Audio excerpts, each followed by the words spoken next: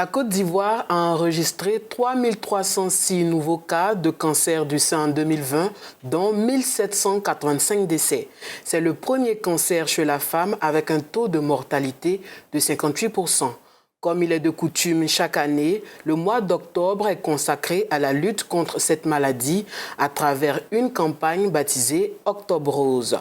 C'est dans ce contexte que nous accueillons dans cet autre numéro de C'est-à-dire Dr Mélanie Asher, anatomo-cytopathologiste. Nous discuterons de prévention et d'auto-examen avec elle. Bienvenue docteur et merci d'avoir accepté notre invitation. Merci beaucoup de m'avoir invité. Docteur Asher, c'est qui un anatomo-cytopathologiste? Oui, alors le pathologiste, c'est celui qui fait le diagnostic à partir de son microscope. Donc, il utilise le microscope pour dire s'il y a un cancer ou s'il n'y a pas de cancer. Alors, il est l'équivalent du chirurgien qui utilise son bistouri, du cardiologue qui utilise son stéthoscope. Donc, c'est un médecin. Alors, un exemple, comme je vous disais tout à l'heure, si un chirurgien fait une intervention, un patient vient le voir, j'ai mal ici, j'ai mal au côté droit, etc. Et puis, que le chirurgien est obligé de l'opérer, alors le fragment d'appendice va être remis au pathologiste. Et c'est le pathologiste qui va examiner macroscopiquement et ensuite faire passer le fragment pour enlever toute l'eau qu'il y a dedans et avoir maintenant le prélèvement sous son microscope. Voilà. Et à ce moment-là, il pourra dire au chirurgien « Ah, il y a un cancer » ou bien « il n'y a pas de cancer ». Et à ce moment-là, le malade est rappelé dans le cas où c'est positif pour aller plus loin dans l'exploration. Voilà. C'est quoi un cancer? Alors, le cancer, c'est une maladie qui est liée à la cellule. Ça commence par l'élément cellulaire, l'unité cellulaire. Et l'unité cellulaire, pour ceux qui ont fait de la biologie, est constituée d'un noyau qui est le centre et puis d'un cytoplasme. Et tout l'espace qu'on peut considérer ici serait l'intérieur du cytoplasme. Alors, à un moment donné, au niveau du noyau se trouve tout le système génétique. Ça, c'est une fois que la personne est venue, tout le système génétique qui définit la bouche, le nez, etc., est dans le noyau. Et à un moment donné, il se produit une altération sous l'effet des facteurs, comme je disais, les facteurs externes ou les facteurs internes. Alors, à ce moment-là, quand cette altération se produit, c'est au niveau de la génétique. Il y a une cassure, il y a quelque chose au niveau des gènes qui se produit et qui transforme la cellule en cellule immortelle. Alors que toutes nos cellules normales sont mortelles, elles s'éliminent. Celle-là se transforme au bout d'un certain temps en cellule immortelle et elle commence à se multiplier de façon anarchique, sans pouvoir s'arrêter. Et c'est ça qu'on appelle le cancer, la multiplication immortelle des cellules qui commence d'abord par une plaie. Donc on aura une petite plaie et qui va plus guérir et progressivement elle va donner une boule qui grossit et puis qui occupe tout l'espace qu'elle ne devait pas occuper. Donc, au niveau du sein, c'est ce qui va se produire également. Comme je disais, le sein est formé de tuyaux. Et tous les tuyaux vont converger au niveau du mamelon. Voilà. Et généralement, quand l'enfant aspire le lait sort de ces tuyaux pour arriver dans sa bouche. Voilà. Et ces tuyaux sont rattachés à l'une extrémité par une petite poche. Donc, c'est une poche et puis un tuyau qui va vers le mamelon. Alors, toute cette zone-là, que je viens de vous décrire, est tapissée par des cellules. Et les cellules, normalement, s'éliminent, elles peuvent s'éliminer tranquillement. Mais au moment où elles vont subir cette agression, elles ne vont plus s'éliminer, mais commencer à se multiplier. Alors, vous voyez un tuyau comme ça, où les cellules se multiplient, ça forme une boule, et cette boule va occuper tout le tuyau, et puis progressivement sortir du tuyau, et puis occuper l'espace tout autour.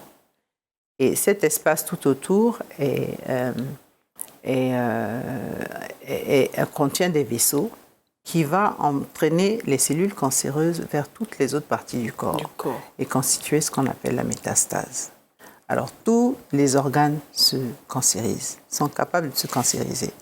Les plus rares, c'est le cœur et puis la rate. Donc, sinon, tous les autres organes, on a les cancers du sein, le cancer du col, le cancer de l'estomac, etc.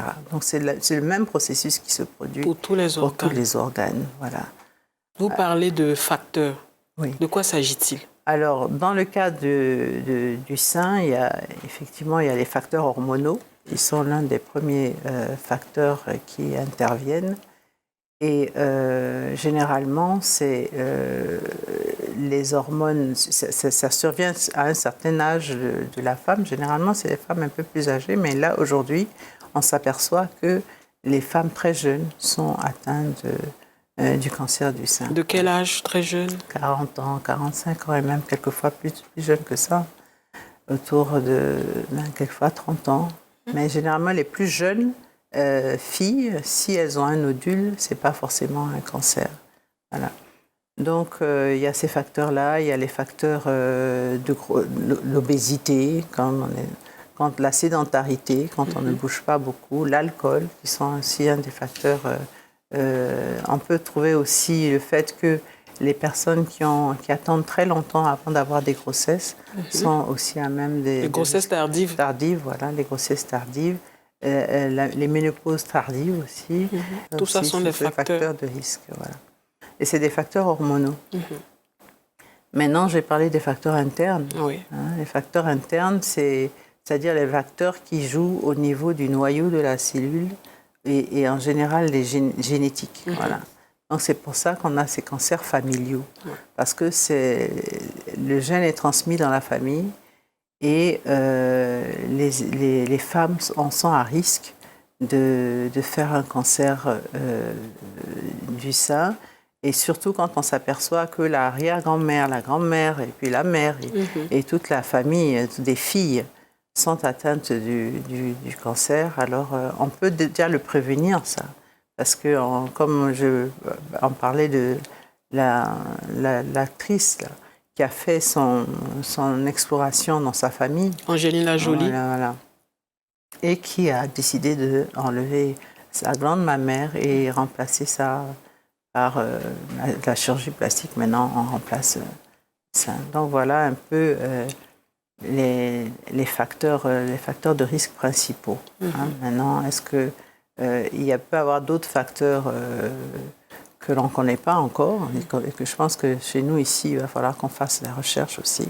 Une recherche un peu plus poussée. Voilà, de savoir pourquoi c'est les jeunes filles, pourquoi c'est les jeunes femmes qui sont à même d'avoir le cancer du sein. En Côte d'Ivoire, 75% des cas de cancer de sein sont diagnostiqués à un stade tardif, entraînant une mortalité. Qu'est-ce qui explique cette triste réalité? Bon, le fait que ça, c'est la mentalité de l'Afrique en général. Et puis, ça se comprend aussi, parce que, c'est-à-dire que les femmes n'iront pas se faire dépister si elles n'ont rien. Voilà. Si on ne sent pas quelque chose. C'est pour ça que je vous ai dit qu'il y a une notion de temps. La lésion commence petite, mais on ne le sent pas. Il n'y a pas de douleur. On n'a pas de douleur, on ne sait pas. Et elle évolue en soi sans qu'on le sache. Donc évidemment, on ne pense pas à se faire dépister, mais il faut le faire maintenant. Il faut changer cette habitude. Il faut que très tôt, on puisse se faire dépister parce que le cancer du sein guérit si on se fait dépister très tôt. À un nodule de 3 cm déjà, comme le disait le professeur au lancement, il faut que le dépistage se fasse précocement. Avec un nodule de 3 cm, on a la possibilité de guérir pour de bon. Une fois que ça dépasse les 3 cm, c'est-à-dire ça sort de son tuyau, alors à ce moment, c'est difficile à maîtriser parce on peut le soigner, on peut faire les interventions, la chimiothérapie, la radiothérapie, mais le pronostic limité. Donc, ça demande que la personne ait un suivi. Donc, ça devient plus compliqué parce que les rechutes sont possibles et au bout de plusieurs années, le cancer peut rechuter. Mais si c'est dépisté tôt, donc on souhaite vraiment que la population décide de faire des dépistages maintenant, d'aller se faire dépister. De façon spontanée? Oui, c'est-à-dire sans avoir forcément à sentir quelque chose. Ça peut être l'hypertension pareil, le diabète, même chose. Il faut pouvoir se faire dépister précocement, s'assurer qu'on n'est pas malade. Et à ce moment-là, si à un moment donné on découvre quoi que ce soit très précocement, on peut le traiter et puis on échappe. Voilà, on échappe. Quels sont les signes avant-coureurs du cancer du sein? Avant-coureur, c'est difficile. On ne peut pas dire ça comme ça parce que c'est l'autopalpation, c'est le dépistage qui permet de détecter tôt. Voilà. Alors, l'autopalpation, c'est une technique qui est très simple. Qu'on peut le faire, c'est gratuit. Oui. On n'a pas besoin de payer quoi que ce soit. Et on apprend à palper son sein de façon régulière, une fois par mois, et en dehors des règles, vers le 5e jour des règles. En dehors des règles, parce qu'au moment des règles, il y a une invasion hormonale, donc les seins gonflent, donc on ne peut pas sentir de nodules à ce moment-là. Donc l'autopalpation amène à palper le sein et à rechercher un caillou, une pierre, comme une boule dure dans le sein. Mais comment faire la différence? Parce qu'il arrive parfois... Oui, c'est ça. Et c'est pour ça qu'on le fait tous les mois. Parce que justement, quand vous allez apprendre à palper vos seins, vous connaîtrez vos seins. Parce que généralement, les gens ne palpent pas, on ne palpe pas les seins. Mais le faire tous les mois, on apprend à connaître son sein. Ce qui fait que le premier mois, si on voit comment c'est, le deuxième mois, c'est toujours pareil, troisième mois, toujours pareil, et puis le quatrième mois, on se rend compte que ce n'est plus pareil. Il y a quelque chose qu'on sent. Voilà. Il y a quelque chose que l'on sent. Voilà. Donc, à ce moment-là, on réagit. Mais avant, je suis passée tout de suite à l'autopalpation, mais on a la technique d'examiner les seins. Bon, ceci, on peut faire ça par étapes. On peut le faire coucher comme debout. On regarde ses seins dans le miroir, on regarde la taille, on regarde la peau.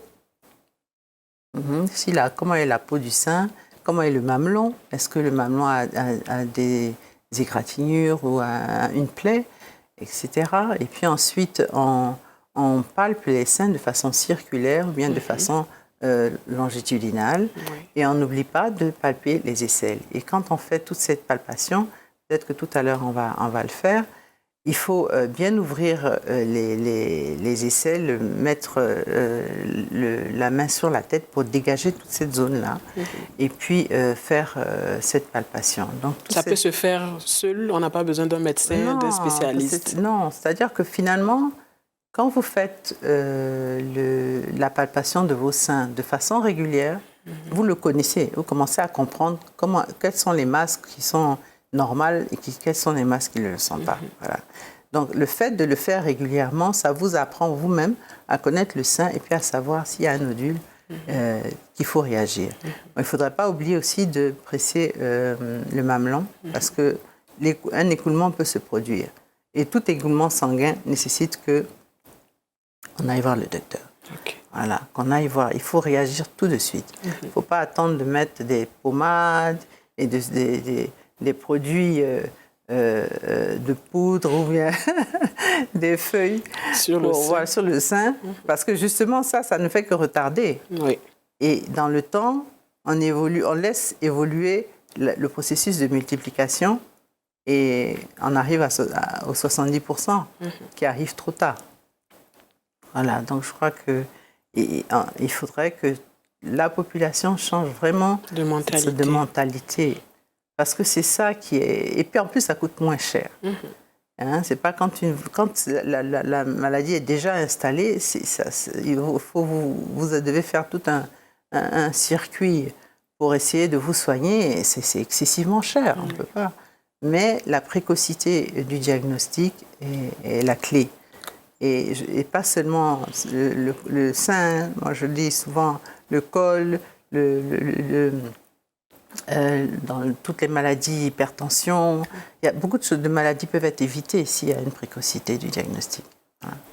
Est-ce que le cancer du sein concerne uniquement les femmes? Non, ça, je crois que 1% pour les hommes.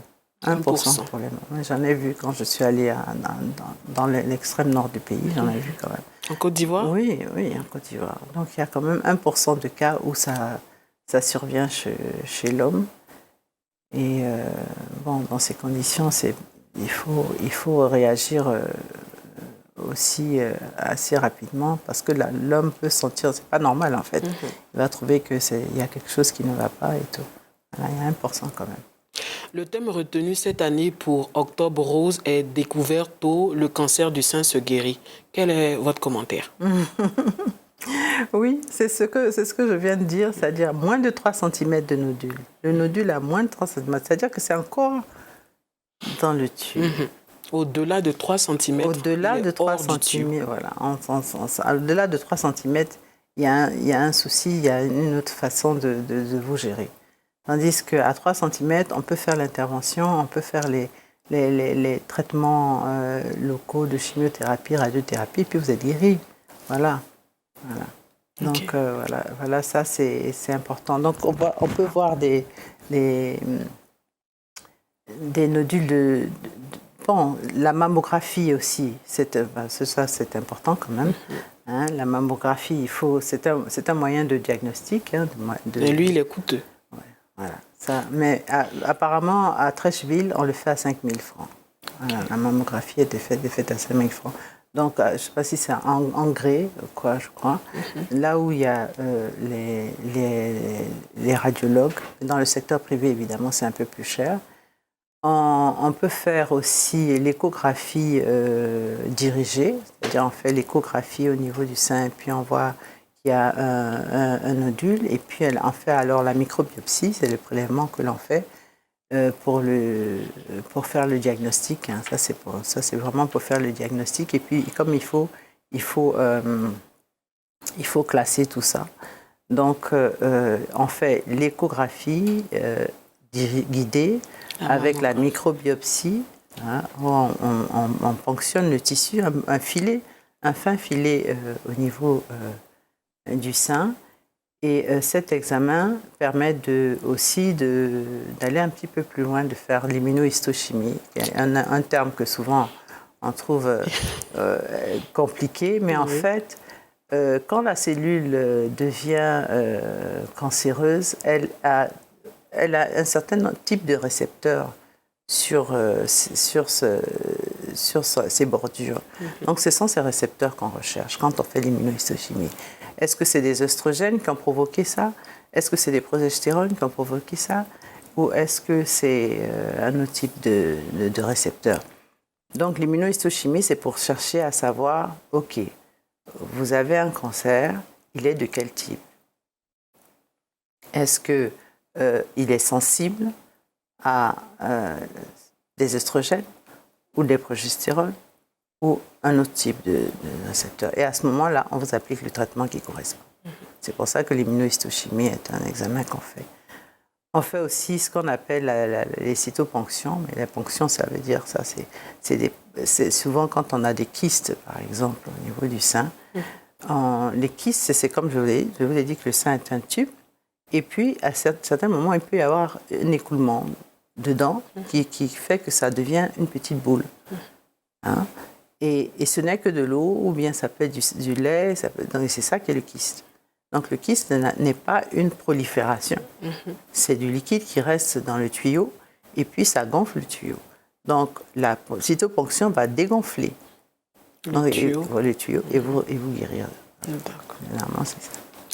En plus du dépistage précoce, quelles bonnes pratiques devait-on adopter pour pouvoir prévenir le cancer du sein?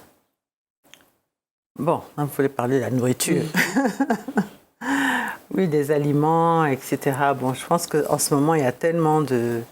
On en parle beaucoup du type d'aliments qu'il faut proposer pour éviter. Bon, je pense que ça, c'est encore Bon, je pense que certaines personnes utilisent les aliments pour le bien-être. Oui. Voilà. Il y a beaucoup de produits maintenant qu'on utilise pour le bien-être. Je ne peux pas vous donner... Les nutritionnistes sont plus aptes que moi pour parler de ces choses-là. Voilà. Mais sinon, les facteurs de risque que je vous ai annoncés, bon, ce sont ceux-là qui sont à même. Fin de ce numéro de C'est à dire, nous recevions Dr Mélanie Hucher, anatomo-cytopathologiste. Avec elle, nous parlions des méthodes de prévention contre le cancer du sein. On ne cesse de le dire, le diagnostic précoce est la meilleure chance de guérison, alors faites-vous dépister. Merci docteur d'avoir accepté notre invitation.